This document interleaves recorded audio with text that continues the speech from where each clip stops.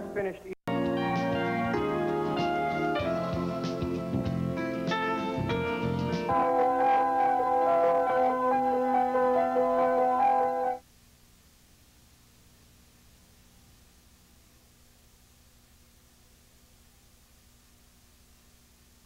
Good morning and welcome to RACC Presents Travel and Tourism. I'd like to wish all of you a Happy New Year and I hope everyone had wonderful holidays. I'm Lucia Torsha Thompson and I'm the coordinator of the Travel and Tourism program at Reading Area Community College.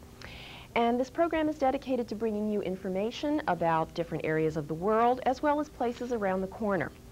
Today I'd like to welcome Mr. Jonathan Uhrig, my guest. Welcome, John. How you do, Lucy? Glad to be back. Good, good. Why don't you tell our home viewers the topic of our program today? The topic of the program today, we're going to discuss Italy. I recently returned from a trip to Italy, and we have many things to show the people today, so it's going to be a great treat for the travel lover today. That's great, that's great. Let me invite our home viewers to call in if you have any questions or comments to share as we go along. The number to use is on your screen, and it's 378-0426. Now, I've spoken about Italy before, but you're going to address different cities that you visited in Italy.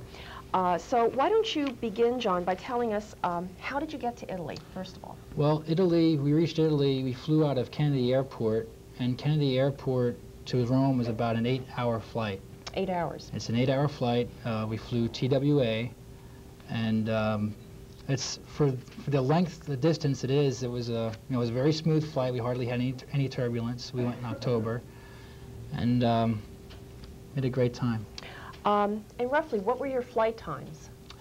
Well, any flight to Europe usually leaves like toward the evening, like around 7 in the evening, and you get to Europe early the next morning. So you have to allow for the time difference. For the time difference. Yes. So you roughly went 6:30 at night, and then got there around 7 in the morning? Okay, and you flew into Rome? Yes, in Rome, Fiumicino Airport. Fiumicino's, yeah, because Rome has two different airports. There's Ciampino Airport, which is usually used by charters, and there's Fiumicino, which is the international airport, Leonardo da Vinci. And can you tell me roughly what your airfare was on TWA? The airfare on TWA was about $800. So it's very reasonable. A lot of people go to Italy in the summertime, but with the climate, it's very hot in the summertime, so October is probably a better time to go. It's more reasonable, and the climate is more, it's more comfortable in October. What were the dates of travel? We went from October 8th to the 19th, and when we were there, they had the Mass of the Holy Family in the Vatican, so it was like packed with people. Oh my goodness. Were you able to attend that? We went there after it was all over, but there were still people, visiting the various museums and the basilica and all. Yes. So you were there about 2 weeks, a little over 2 weeks? Yes. Yeah. Well, less than about 10 days. Yes. And the airfare was during the low season. Yes. Of course, which is a little bit less expensive. Were taxes included in this or not? Yes, all taxes were included. Also, that price included the Flexi Rail Pass, which is very reasonable for the person traveling to Italy. It saves on the cost of renting a car, if I might want to talk about it. This is the Italy Flexi Pass. You can get this over here. Okay, this is very reasonable. What it is you have 4 dates, and you can use it on any date. And you can fill in your dates here, and you can go travel anywhere in Italy. And that was included with our airfare. So it's very reasonable. You don't have to worry about renting a car. Did you fill the dates in, or did your travel consultant do that? You fill the dates in on the train, and the conductor comes and he punches his hole, so you can't use it again. So. And that's called a Flexi Pass? That's called the Italy Flexi Rail Card, which is issued by the State Railway of Italy, but you can get it in any travel agency. Did that allow you to travel on buses as well, or is it just the train system? No, buses are different. When we were traveling in Rome, we used another bus pass, which looks like this. They sell this, if you can get a close-up of this. It's rather small, but that pass there, they sell at any souvenir stand. You can get them they sell them in packs of 10 or 12. And you can use them, as you can see, you can punch them twice. There's two areas to Right. punch. Right. And it says that it's worth 90 minutes? No, it's valid for 90 minutes. Valid for 90 minutes. That means you have 90 minutes to use that particular ticket, and after 90 minutes, it's, you know. But people, they still punch it anyway, so they don't really enforce it that much. You traveled by train then with the Flexi Pass. Yes. How did you find the rail system in Italy? The rail system in Italy was very good. We got the average trip we took on the train didn't take any more than 3 hours. Very good. The trains were on time, prior to what some people may say, but the trains were on time. We had a very good trip. And how was the configuration of the cars? You know, the cars that you travel in? Much like what you'd find in this country, except they have glass enclosures between the cars. Okay. And they also have food service on the cars for refreshments, and basically what you'd find on an American train. And of course, you said that the cost of the train was also included with your airfare, so Right. I guess that's Right. really It was a very reasonable. good deal. Yeah. Let's go back to Rome for a minute. Did you go through customs and immigration? Yes, we've gone through customs and immigration. To get into Rome or Italy, you need a valid passport, and going through customs is easy also. What you do, just like any other country, you go through. If you have nothing to declare, you just go right through, but if you do have something to declare, there's a special area, and then you have to go to that area and, you know, go through the procedures. And how long did this process take? For us, it took about 15 minutes. Oh, that's not Yes. bad at all. That's not bad. And then you did tell me, though, that you had to wait a little bit to get your luggage? About 20 minutes. So it was a time in the morning when there were a lot of flights coming in from different areas, so a lot of flights come in at that time, so it would take a little while, yes. Okay, then from Rome, where did you go? From Rome, we took the train to Florence, and Florence is a very interesting city. If anybody have ever heard of the Medici family, the Medici family were like the Rockefellers of the Middle Ages, the Renaissance. And the Medicis had a great influence in Florence. They wanted to bring Florence on the map. So what they did with their architecture, the Renaissance was known for its architecture. And one thing I want to point out is we have this cathedral here. This is probably the most famous cathedral you see in a picture of Florence. That's the Cathedral of Our Lady of the Flowers. And that cathedral dates back to about 1128.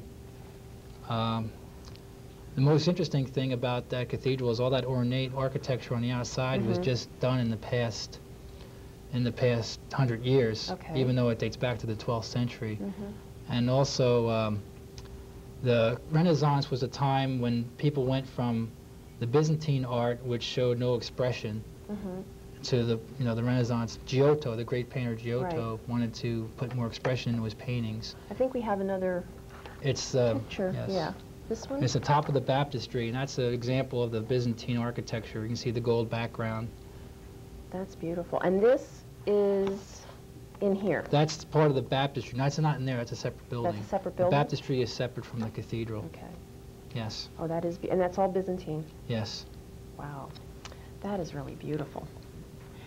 And where did you go then? After Florence, we took the train again to Venice. Venice is a very interesting city. It has some 4,000 bridges. It's very unique. If I can get one picture and show the people.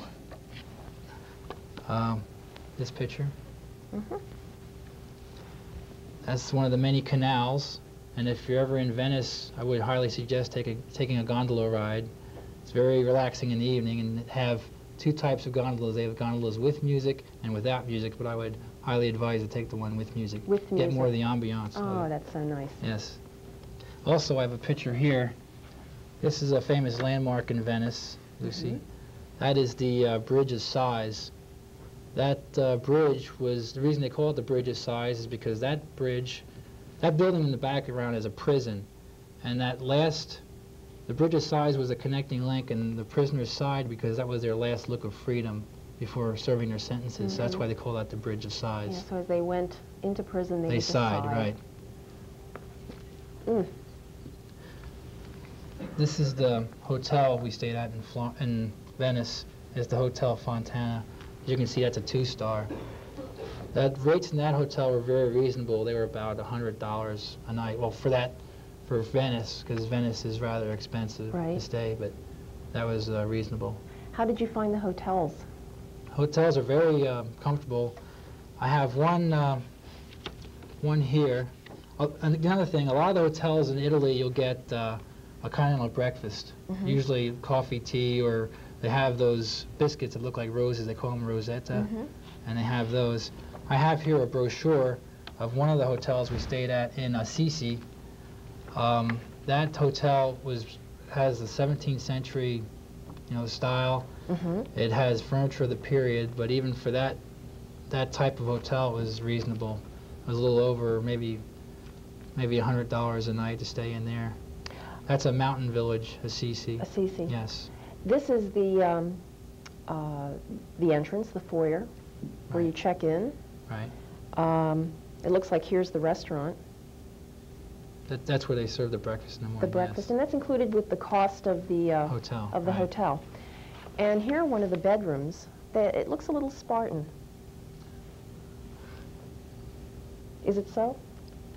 Pretty much. Pretty much. Yeah. So you have your essentials. You don't necessarily have all the frills that we have. Is that correct? Right. Basically.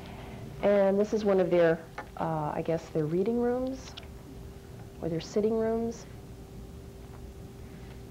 And here's another. This is very elegant, though, even though it is not, there's not a whole lot of frills, but you can tell that it's very elegant. And you went to Assisi after Venice? After Venice, yes. Assisi, as you know, was the town where St. Francis of Assisi was from. He founded the Franciscan order. He was born around 1206. He came from a wealthy family, but he was asked to give everything up he owned to serve, God and everything, and he was disinherited by his father because he had to give up all the wealth. But he refurbished 3 cathedrals in Assisi, and there was a spot I have of a picture of where he died. He blessed the city, then he died. Let's see if we can find that. I think it's in here. Yes. Ah, here it is. Okay. That spot there is where St. Francis blessed the city before he died.